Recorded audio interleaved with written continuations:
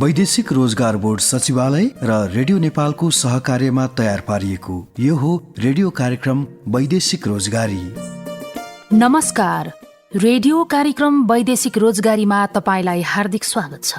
यो कार्यक्रम रेडियो नेपालबाट हरेक बिहीबार बिहान 7 बजेको समाचारपछि सुन्न सकिन्छ। कार्यक्रममा आज वैदेशिक रोजगारीमा जाने कामदारको संख्या बढेसँगै त्यससँग सम्बन्धित उजुरीहरू पनि बढ्दै र दुबईमा सम्पन्न रोजगारी मेला जब फेयर 2024बाट नेपालको वैदेशिक रोजगारीको क्षेत्रलाई थप सुदृढ बनाउने आयोजकको विश्वास सम्बन्धी सामग्री सुनाउनेछौँ। कार्यक्रम सुनेर साथ दिनुहोला।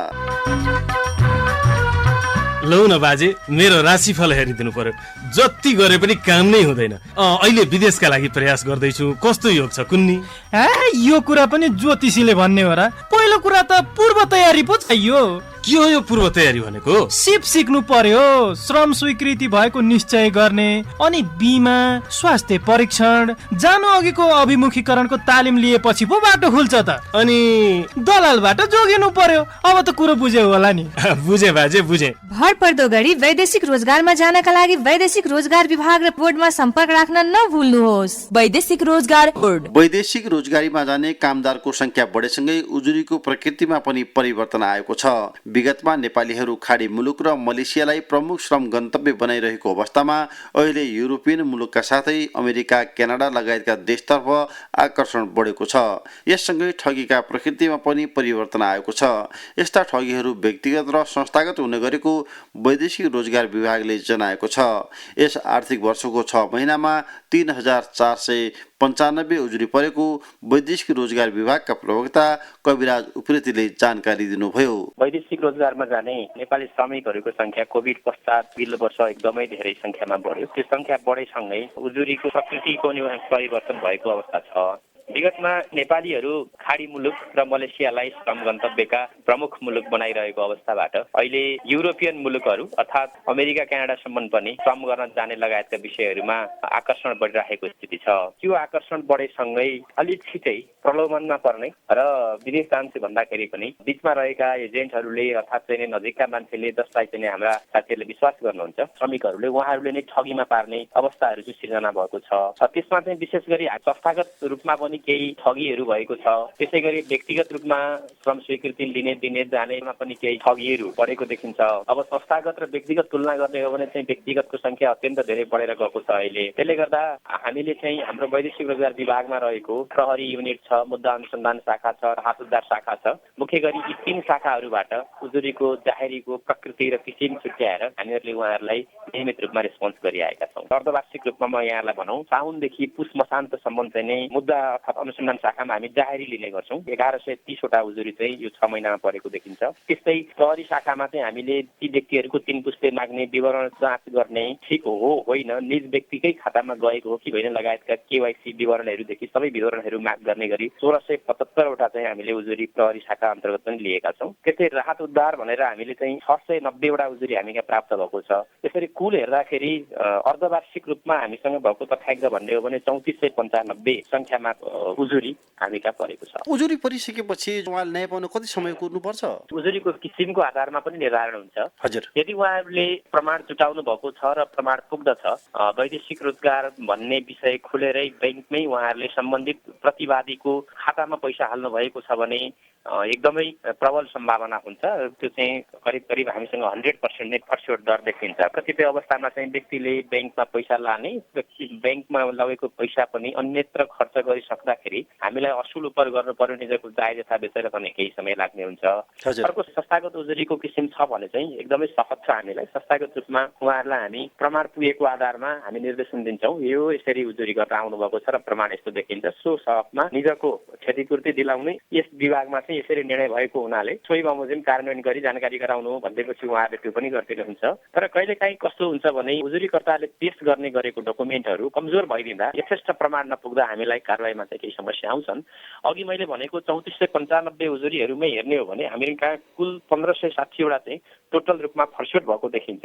यसको अर्थ झन्डै 45% चाहिँ 100% प्रगति देखिन्छ। केही चाहिँ हाम्रो प्रोसेसमा पनि देखिन्छ। यसको अर्थ के हो भने हामीले अर्धवार्षिक रूपमा हेर्दाखेरि 13,84,45,000 रुपियाँ चाहिँ हामीले क्षतिपूर्ति स्वरूप विभागले भराइदिएको छ। यसको अलावा हामीले 10 करोडभन्दा माथि चाहिँ दिगो दाबी गरेर न्यायाधिकरणमा नियोजन पनि दायर गरिसकेका छौँ। त्यसले गर्दा वैदेशिक रोजगार विभागमा एउटा उजुरी बढ्नुको अर्थ पनि एउटा विभागप्रति विश्वास बढेरै उजुरी बढ्ने हो र अर्को चाहिँ अलिकति गन्तव्य मुलुकहरू र ट्रेन्ड चेन्ज हुँदाखेरि पनि यसको उजुरी बढेको देखिन्छ। त्यसले गर्दा हामी कहाँ आएको उजुरीलाई हामीले प्रमाण पुगेको आधारमा वा प्रमाणको प्रकृति र प्रमाणको वेटको आधारमा उहाँहरूलाई न्याय सम्पादनको लागि हामी भरमग्दुर प्रयास गरिराखेको स्थिति छ। पछिल्लो समय वैदेशिक रोजगारीमा जाने श्रमिकहरूको संख्या बढ्दो छ। यो सँगै उजुरीका कुराहरू पनि बढिरहेका छन्। अब सूचना प्रविधिको युगमा अलिकति त्यो ट्रेन्ड घट्नुपर्ने हो, त्यो घट्न सकिरहेको छैन। कहीँ हाम्रा कानुनहरू पनि संशोधन गर्नुपर्ने हुन् या अन्य केही कारण छ यसमा? सूचना प्रविधिको प्रयोग बढेसँगै सचेतना पनि बढ्नुपर्ने भन्ने हाम्रो पनि विश्वास हो। तर पछिल्लो वैदेशिक रोजगार श्रमको विषय हेर्दाखेरि सूचना प्रविधि सँगसँगै हामीलाई चुनौती पनि त्यति नै धेरै आएको छ। जस्तो कि श्रम स्वीकृति दिने जुन हामीसँग कागज हुन्छ त्यो नै नक्कली बनाइदिने परिस्थिति पनि छ। हामी कहाँ आएको डिमान्ड अटेस्टेसन पनि नक्कली कागजातको आधारमा पनि मान्छेहरूले चाहिँ भ्रम छरेको कारणले हामीलाई समस्या भइराखेको छ। अब सोसियल मिडियाको कुरा गरौँ भने फेसबुकमा हालेको विज्ञापनको भरमा मान्छेले गएर यथार्थ नबुझिकन कुनै व्यक्तिलाई चाहिँ लामो समय कुरा भएपछि पैसा दिने जस्ता विभिन्न कारणले हामीलाई सूचना प्रविधि मिडिया सोसियल मिडिया यी सबैले एउटा चुनौती चाहिँ क्रमशः थपेकै छ। यद्यपि कानुन संशोधनको सवालमा भन्ने हो भने हामीसँग भएको एक्जिस्टिङ ऐन नियमले चाहिँ अभिलेखको आधारमा कारबाही गर्दै आएको परिस्थिति छ। तर यसलाई सूचना प्रविधिको विकास सँगसँगै त्यसलाई नै नियन्त्रण गर्नको लागि सोही बमोजिम अपडेट गर्नुपर्ने आवश्यकता चाहिँ छ। हामीले यसलाई चाहिँ सुझावको रूपमा हामीले मन्त्रालय र सम्बन्धित निकायहरूमा हामीले पनि पेश गरेका हुन्छौँ। छलफल भइराखेकै छ। अहिले चाहिँ नयाँ ढङ्गले कागजहरू नक्कली बनाइदिने, डिमान्डहरू नक्कली ल्याइदिने यावत कुराहरू देखिरहँदाखेरि नियमनकारी निकाय यहाँहरू हुनुहुन्छ, यहाँहरूले पनि थाहा पाइराख्नु भएको छ। थाहा पाउँदा पनि कसरी यस्तो ठाउँमा चाहिँ कामदारहरू जान बाध्य हुन्छन्, ठगिन बाध्य हुन्छन्? व्यक्तिहरू लोभमा र प्रलोभनमा परेपछि ठगिने सम्भावना हुने रहेछ। हजुर, हाम्रो विश्लेषणमा कम जान्ने व्यक्ति ठगीमा बढी पर्ने हुन् कि भन्ने हाम्रो पनि बुझाइ थियो। तर केही उदाहरणहरू यस्ता आए आइटी सेक्टरमा अत्यन्त राम्रो काम गरिराख्नुभएका साथीहरू, एक्सपर्ट साथीहरूलाई समेत लाओस, कम्बोडिया जस्ता मुलुकमा लगेर अलपत्र पारेर उहाँहरूलाई चाहिँ विभिन्न गैर कानुनी काममा लगाएको परिस्थिति पनि हामीले फेस गर्नु पर्यो। त्यसै गरी जो मान्छेहरू व्यक्तिगत रूपमा विदेशी कम्पनीहरूमा कन्ट्र्याक्ट गरेर काममा जानुहुन्छ बिचैमा उहाँहरू पनि लफडामा परेको देखिन्छ। त्यसले गर्दा हामीले बुझ्नुपर्ने चाहिँ कस्तो देखियो भने हाम्रो एक्जिस्टिङ ल एउटा छ। अब यसलाई चाहिँ ठगी गर्ने व्यक्तिको एङ्गलबाट हेर्दा के देखियो भने विशेष गरी नेपालको श्रम गन्तव्य मुलुकहरू भनेको खाडी मुलुक र मलेसिया हो। खाडी मुलुकमा एउटा मान्छेलाई ठग्दाखेरि 1.5 लाख 2 लाख भन्ला, 5 लाखसम्म पैसा लेला। तर युरोप जाने भनेपछि उसले 15 लाख 20 लाखसम्म पनि लिने रहेछ। त्यसले गर्दा मान्छेहरू युरोप र अन्य मुलुकमा भनेर बढी ठगिने परिस्थिति आइराखेको छ। त्यसकारण कुन मुलुक जानलाई कति पैसा लाग्ने हो भन्ने कुराको ट्रान्सपरेन्ट रूपमा कानुनमा व्यवस्था नहुँदासम्म यस्ता विभागहरूलाई चाहिँ कारबाही गर्न अप्ठ्यारो पर्ने एउटा बाटो हुँदो रहेछ भने अर्को दैनिक रूपमा 2500 युवाहरू चाहिँ बाहिरी रहँदाखेरि 50-60% चाहिँ दोहोर्याएर जाने संख्या छ भने बाँकी नयाँ युवाहरू वैदेशिक रोजगारीमा गइरहँदा प्रत्येक दिन ती युवाहरूलाई हामीले चाहिँ सचेतना दिइराख्नुपर्ने स्थिति छ। त्यसरी दिन प्रतिदिन उहाँहरूलाई चाहिँ अवेर गराउनको लागि चाहिँ हाम्रा संयन्त्रलाई अलिकति कठिनाइ भएको हो कि विगतमा चाहिँ महिलाहरूको संख्या कम थियो भने पछिल्लो समयमा महिला कामदारहरू पनि वैदेशिक रोजगारीमा गइरहेका छन्। उहाँहरूले जाँदाखेरि पनि यो बढेको हो के देखिन्छ? विदेश जानु पूर्व र विदेश गइसकेपछि दुई तरिकाले हेर्छौँ र विदेश जाने पूर्व पनि संस्थागत हो या व्यक्तिगत हो त्यो तरिकाले हेर्ने गर्छौँ। हामी कहाँ चाहिँ महिला पुरुष को ठगिए भनेर एकदमै स्पष्ट रूपमा भन्न कठिन हुने रहेछ। त्यसको कारण के रहेछ भने वैदेशिक रोजगारको सवालमा व्यक्तिहरूले ठगीमा परे भनेर उजुरी गर्दाखेरि निजको नजिकको हकवालाले वा आफन्त घर परिवारले गर्न सक्ने भएको हुनाले कति ठगी भए त महिला भनेर हामीले स्पष्ट रूपमा निकाल्न चाहिँ सकेका छैनौँ। यद्यपि यहाँले भनेको सत्य के हो भने विगतको तुलनामा क्रमशः केही प्रतिशतमा महिला पनि वैदेशिक रोजगारीमा जाने संख्या चाहिँ बढ्दो छ। यो भनिरहँदा अर्को पनि चुनौती के छ भने भिजिट भिसामा गएर महिला श्रमिकहरू अन्यत्र गएको भन्ने विषयले पनि निकै चुनौती देखाइरहेको छ। हामीले चाहिँ श्रम स्वीकृति लिएर गएका व्यक्तिहरूको विषयमा मात्र हेर्ने भएको हुनाले हामीसँग सम्पूर्ण ती तथ्याङ्कहरू हुँदैनन्। त्यसले गर्दाखेरि पनि हाम्रो आकलन के छ भने महिलाहरू निकै ठुलो संख्यामा जानुभएको छ तर श्रम स्वीकृति लिने संख्या चाहिँ अलिक कम देखिन्छ। अब लैङ्गिक हिसाबमा ठगीमा कति परे भन्ने सवालबाट हेर्दा स्वाभाविक रूपमै महिला भल्नरेबल ग्रुपमा पनि रहने अनि उनीहरूको कार्यस्थल पनि अलिकति संवेदनशील रूपमा लिएर त्यसलाई चाहिँ अलिक सेफ बनाउनको लागि कम्पनी गभर्मेन्टहरूले पनि प्रयास गरिरहनु पर्ने भएको हुनाले त्यसमा चाहिँ अलिकति सचेत हुन आवश्यकता देख्दछु। एभरेजमा हेर्ने हो भने वैदेशिक रोजगारमा जाने श्रमिकको संख्या बढ्ने भनेको उजुरी ठगी पनि क्रमशः बढिराखेको स्थिति चाहिँ यथार्थ हो। उहाँ हुनुहुन्थ्यो वैदेशिक रोजगार विभागका प्रवक्ता कविराज उप्रेती हामीसँग कुराकानी गर्नुहुँदै। क्या हो साला घाँटीमा माला यसो विदेशतिर दाम कमाउन जानला भेना अनि कुन देश जान लाए साला जता भाग्यले लैजाला। त्यसो भनेर हुन्छ काम गर्न जाने मुलुकको नेपाली राजदूतावास श्रम सहचारी एवं गैर आवासीय नेपाली संघ आदि इत्यादिको सम्पर्क फोन ठेगाना तसँग छ अनि मेन पावरसँगको करार पत्र छ।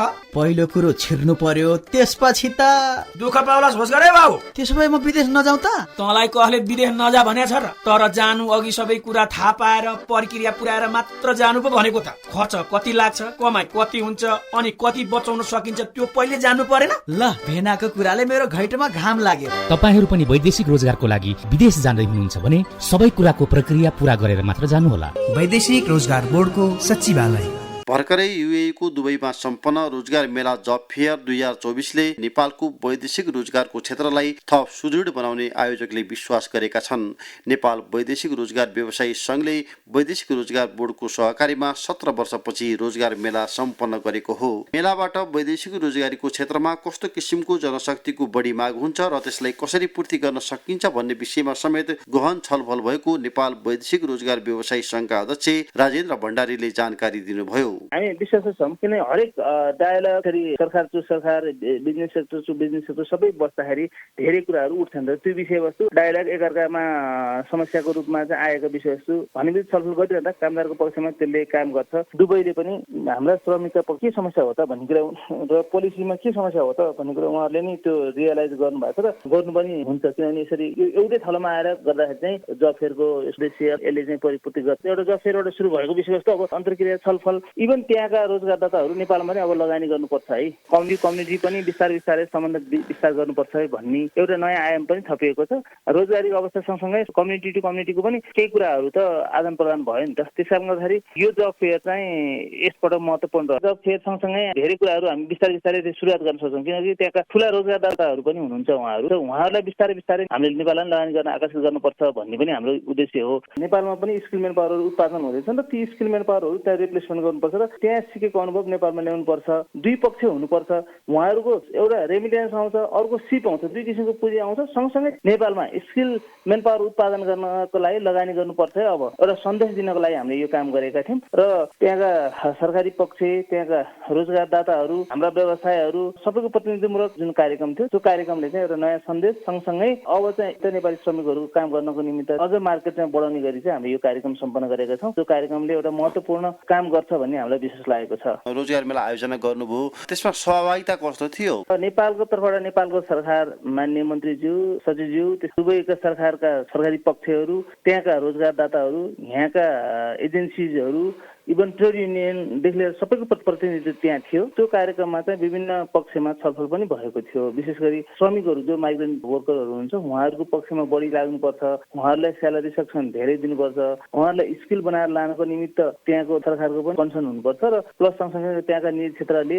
नेपालमा भएका स्किल ट्रेनिङ सेन्टरहरू जो उहाँहरूको पनि प्रेजेन्टेसन थियो अथवा उहाँहरूको पनि त्यहाँ स्टलहरू थियो, उहाँहरूले चाहिँ हाम्रो नेपालमा पनि हामी यसरी यो लेभलको कामदारहरू उत्पादन गरिरहेका छौँ, यसलाई थप अलिकता लगानी गर्नुपर्छ भन्ने हिसाबले हामीले स्टलहरू राखेका थियौँ। 64वटा स्टलहरूमा चाहिँ नेपालका एजेन्सिजहरूले चाहिँ वैदेशिक शहरमा पठाउने वैदेशिक व्यवसायहरू जसले आफ्ना कामदार कस्तो लेभलको पठाउँछन्, कस्तो कम्पनी पठाउँछन् भन्ने हिसाबले त्यहाँ चाहिँ स्टलमा चाहिँ पठाउने गरेका कामदारहरू सम्बन्धीको ट्रेनिङ सम्बन्धीको हामी यस्तो कामदार चाहिँ नेपालमा छ, यस्तो मान्छे रिप्लेसमेन्ट गर्न चाहन्छौँ, तिमीहरूले इथिकल्ली पठाउनुपर्छ, उहाँहरूलाई सुविधा दिनुपर्छ भन्ने हिसाबले हामीले त्यहाँ स्टलहरूमा प्रस्तुत गरेका थियौँ। त्यसले पनि हाम्रो नयाँ अध्याय सुरु भएको छ। नेपाल सरकारको अथवा यहाँको एजेन्सीहरूको त्यहाँका सरकार सबै पक्षको चाहिँ यस्तो छलफल अन्तर्क्रिया गरिनुपर्छ ताकि उहाँहरूलाई चाहिँ सपोर्ट होस्, उहाँहरूलाई चाहिँ परेका समस्याहरू उजागर हुँदै जाओस् भन्ने हिसाबले चाहिँ हामीले यो कार्यक्रम सञ्चालन गरेका छौँ। नेपालका श्रमिकहरूप्रति दुबई सरकार अथवा त्यहाँका एजेन्सीहरू सन्तुष्ट छन् कि छैनन्? कस्तो किसिमको प्रतिक्रिया पाउनुभयो? नेपाली श्रमिकहरू बढी इमान्दार हुन्छ, नेपाली श्रमिकहरूप्रति बढी आकर्षित उहाँहरूको छ नै। उहाँहरूले प्रस्तुत गर्दा नि त्यो विषयमा चाहिँ उहाँहरूको फोकस थियो। सँगसँगै अब लेबर मात्रै लगायो भने स्किल मान्छेहरू अलिक टेक्नोलोजीमा आइटी नेपालीमा बिस्तारै नेपालीहरूले पनि स्किल सम्बन्धीमा बिस्तारै इम्प्रुभ गर्दैछ। त्यो किसिमको नेपालमा नपाएको, नेपालमा रिप्लेसमेन्ट सबै खपत नभएको चाहिँ त्यहाँ लानलाई चाहिँ हामीले चाहिँ जोड गरेका थियौँ। त्यो विषयमा उहाँहरूले कन्सर्न राख्नु भएको छ। स्थलहरूमा भिजिट गरेका कतिपय स्किल सम्बन्धी एजेन्सीहरूमा आएर उहाँहरूले अहिले तुरुन्तै पनि उहाँहरूले यो विषयमा कन्सर्न राखेको भनी हामी एजेन्सीका साथीहरूले रिपोर्टिङ गरिरहनु भएको छ। त्यस कारणले गर्दाखेरि त्यो कार्यक्रम चाहिँ कामदारको कसरी बढी हित हुन्छ, कसरी चाहिँ त्यहाँ चाहिँ नयाँ नयाँ सेक्टरमा चाहिँ कामदार पठाउन सकिन्छ भन्ने विषय छलफल भएको छ। समग्रमा त्यहाँको सरकारले पनि नेपाल सरकारको उपस्थितिमा कार्यक्रम गरिरहँदा के फिल गरेका छन् भने उनीहरू कामदारको विषयमा चाहिँ सेन्सिटिभ छ है नेपाल सरकार अथवा त्यहाँका एजेन्सीहरू भन्ने कुरा चाहिँ उहाँहरूले नि फिल गर्नु भएको छ र उहाँहरूले यो कुरा मनन गर्नु भएको छ। उहाँ हुनुहुन्थ्यो नेपाल वैदेशिक रोजगार व्यवसायी संघका अध्यक्ष राजेन्द्र भण्डारी। आजलाई कार्यक्रमका सामग्रीहरू यति नै। अर्को हप्ता फेरि श्रम रोजगारका विविध सामग्री लिएर उपस्थित हुने नै छौं। कार्यक्रमबाट सहकर्मी मुकुन्द भण्डारीसँगै मनुका कुँवर विदा हुन्छौं। नमस्कार।